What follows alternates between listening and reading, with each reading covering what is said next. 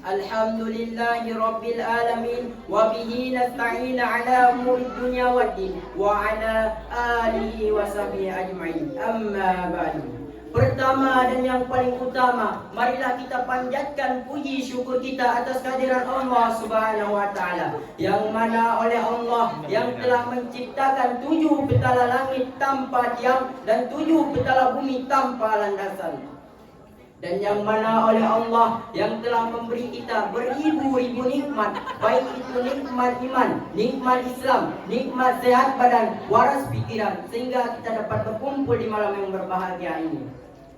Salawat bertangkaikan salam, tak lupa kita sanjung sajikan ke pangkuan alam, yakni baginda Nabi besar Muhammad sallallahu alaihi wasallam, yang mana oleh beliau yang tak pernah naik taksi dan tak pernah pakai dasi, apalagi korupsi. Dan yang mana oleh beliau yang telah rela anaknya dijadikan yatim dan istrinya dijadikan janda demi kalimatul haq, kalimat la ilaha illallah, tiada Tuhan selain Allah. Dan yang mana oleh beliau yang telah membawa kita dari zaman jahiliyah menuju Islamiyah, dari zaman kebodohan menuju zaman ilmu pengetahuan, dari zaman kegelapan menuju zaman terang benderang yang kita rasakan saat pada malam yang berbahagia ini. Berdirinya saya di depan ini yang untuk menyampaikan sebuah tausiah yang berjudul bahayanya penyakit hati. Hadirin wal hadirat yang dirahmati Allah. Dan apa saja penyakit hati tersebut? Yakni yang pertama adalah angkuh, iri, dengki, dan sombong. Ketahuilah wahai para hadirin bahwa 4 penyakit tersebut lebih berbahaya daripada penyakit corona. Bumi menakuti penyakit corona 2 tahun lebih kurangnya. Dan bayangkan penyakit hati yang telah terjangkit di muka bumi mulai masa Nabi Adam alaihi salam sampai juga malam yang berbahagia ini. Dan apa saja penyakit hati tersebut? Yakni yang pertama adalah angkuh. Apa itu angkuh? Angkuh adalah orang-orang yang membesarkan diri, merasa dirinya paling hebat, merasa dirinya paling sempurna daripada orang lain.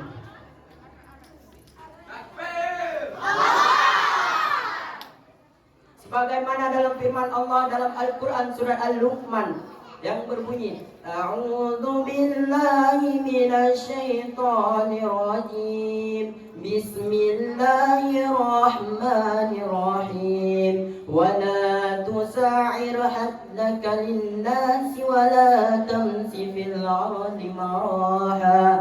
Innallaha la yuhibbu kulla mukhtalin fakhur. Yang artinya, dan janganlah kamu memalingkan mukamu dari manusia karena sombong, dan janganlah kamu berjalan di muka bumi karena angkuh. Sesungguhnya Allah tidak menyukai orang-orang yang sombong lagi membanggakan dirinya. Dan yang kedua iri, dan yang ketiga dengki atau hasad. Pengertian dari hasad menurut pandangan Al-Quran maupun hadis Nabi SAW, yakni al-hasadu ya'kulu hasanati kama ta'kulun narul hatab, yang artinya satu keinginan untuk menghilangkan satu nikmat yang melekat pada orang lain. Selalu berpikir bagaimana caranya agar orang yang diberi nikmat oleh Allah hilang nikmatnya. Ada rasa ingin memiliki, bahkan ingin merampas yang dimiliki orang lain.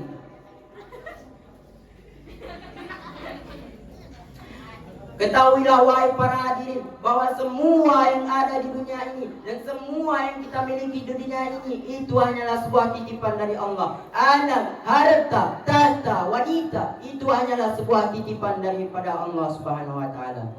Jadi janganlah bangga kalian dengan uang kalian yang banyak. Jadi janganlah bangga kalian dengan harta kalian yang melimpah, karena itu semua tidak ada gunanya. Hadirin wal hadirat yang dirahmati Allah. Dan yang terakhir penyakit hati tersebut ialah sombong. Sombong sering sekali terjadi dengan tanpa kita sadari, baik dengan manusia, dengan makhluk, bahkan dengan Allah Ta'ala.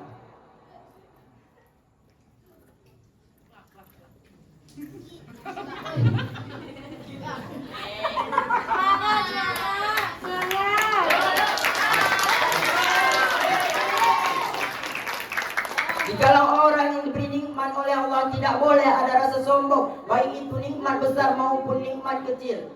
La in syakartum la azidannakum wa la in kafartum inna adzabi lasadid. Barang siapa yang bersyukur, maka akan kutambahkan nikmatku kepada kalian. Dan barang siapa yang kufur, maka ingatlah azabku amat pedih, kata Allah Subhanahu wa taala. Maka dari itulah kita dapat mensyukuri nikmat yang diberikan oleh Allah, baik itu nikmat besar maupun nikmat sekecil biji zarrah, dengan mengucapkan alhamdulillah. Jadi kesimpulan yang dapat kita ambil dari yang saya sampaikan, sifat angkuh, iri, dengki itu berkaitan satu antara lain. Jikalau orang yang diberi banyak nikmat selalu berbagi kepada orang muslim, jikalau orang yang diberi Jikalau orang yang tidak diberi banyak nikmat selalu bersyukur, maka serenalah rasa iri dan dengki tersebut. Karena iri dengki dapat menghilangkan amalan baik kita. Sebagaimana dalam hadis Nabi sallallahu alaihi wasallam, al-hasadu ya'kulu hasanati kama ta'kulun narul hatab, yang artinya iri dengki dapat menghilangkan pahala kita. Jadi ketahuilah wahai para hadirin, bahwa iri dengki dapat menghilangkan amalan baik kita.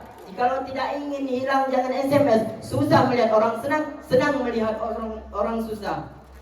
Jagalah hati, jangan sampai iri dan dengki. Jagalah hati, jangan sampai tersakiti. Jagalah hati, cahaya ilahi. Jagalah hati, jangan sampai tersakiti.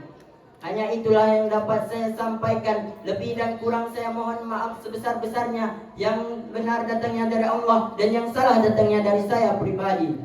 Jikalau ada jarum yang patah, jangan disimpan di dalam peti. Jikalau ada kata-kata yang salah, jangan disimpan di dalam hati. Akhirul kalam, ihdinas siratal mustaqim. Wassalamualaikum warahmatullahi wabarakatuh. Waalaikumsalam warahmatullahi wabarakatuh. Peserta yang barusan tampil.